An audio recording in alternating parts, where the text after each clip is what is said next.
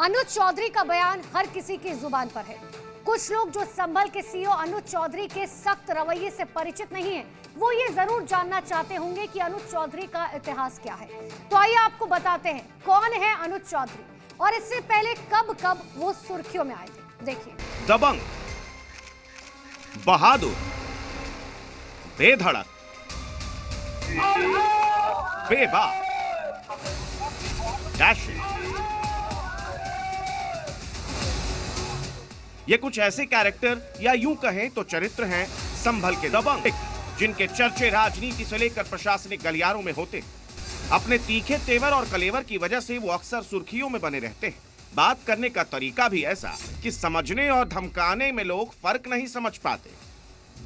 बिना किसी लाग लपेट के सीधे और साफ लफ्जों में अपनी बातें रखते हैं। इसी वजह से कई लोगों को उनकी बातें रास नहीं आती। कैसे एक शख्स पहलवानी से सीईओ तक का सफर तय करता है, बताएंगे आपको। लेकिन सबसे पहले अनुज चौधरी के उन बयानों की बात करते हैं जो विरोधियों के सीने पर तीखा वार करता है।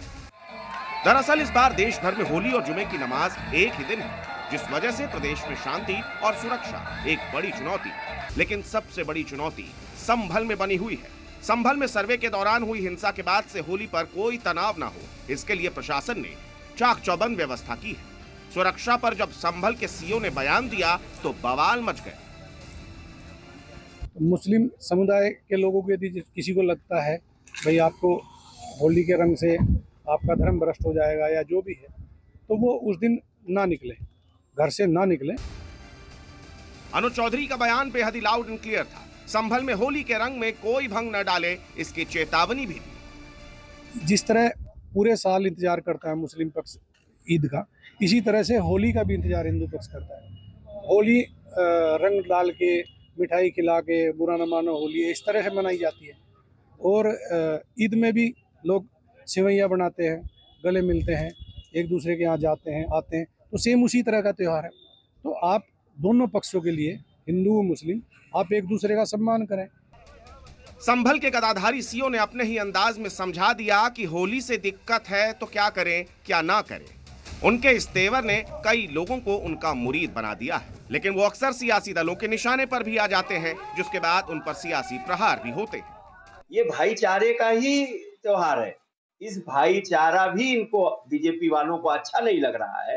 अभी तक तो बीजेपी के नेता बोलते थे, अब बीजेपी के नेता नहीं, अब तो अधिकारी बीजेपी के कार्यकर्ता बन गए। मैं देखिए, वो पहले भी सीईओ, वो पहले जो दंगा हुआ है संभल में, उसके पूरे कल्पित वही सीईओ है। और जो वहाँ पर आप इसके पहले देखेंगे कि यात्रा में वर्दी में गदा लेके घूम रहा है, वही सीईओ। और वही सीईओ आज ये तमाम उलझुल बातें जो कर रहा है, मैं समझता हूँ कि पूरी तरह से सरकार का बर्दाश्त है। योगी जी का उसको आशीर्वाद है। जिस दिन सरकार बदलेगी उस दिन वो अनुज चौधरी जेल के अंदर होगा।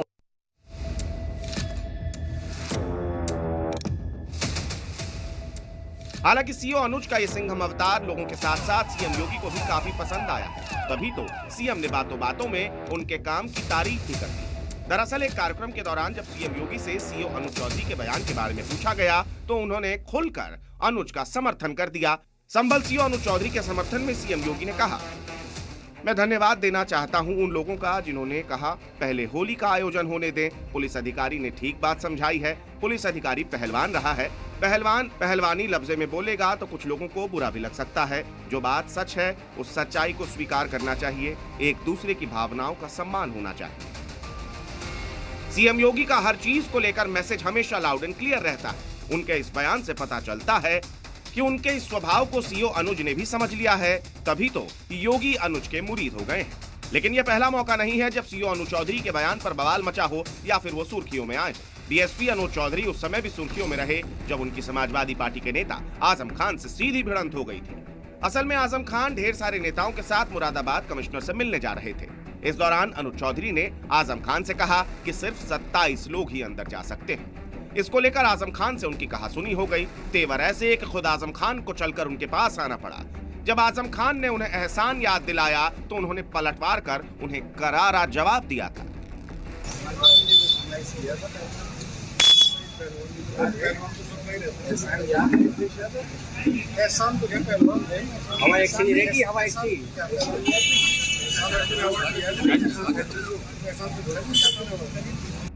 ये अनुज चौधरी की दबंगई, बेबाकपन और बेधड़क अंदाज है जो उन्हें दूसरे प्रशासनिक अधिकारियों से अलग बनाता है। लेकिन इसी वजह से वो कई बार राजनीतिक पार्टियों के निशाने पर भी रहते हैं। संभल में हिंसा के बाद भी उन्होंने सीधे और साफ लफ्जों में अपनी बात सामने रखी।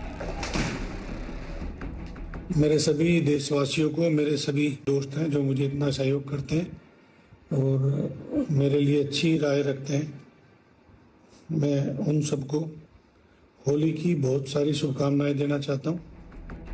दरअसल कल की तारीख यूपी पुलिस के लिए किसी अग्नि परीक्षा से कम नहीं। 24 नवंबर 2025 को संभल की गलियों को सुलगाने वाले कट्टरपंथी अच्छे से जानते हैं कि होली के मौके पर छोटी सी खता योगी और योगी फोर्स को खफा करने के लिए काफी है और इसका अंजाम भी बहुत बुरा हो सकता है। यही वजह है कि संभल जैसे इलाके में एक सख्त और कड़क अफसर की जरूरत है जिसके खौफ से वहां के उपद्रवी थर थर कांपे।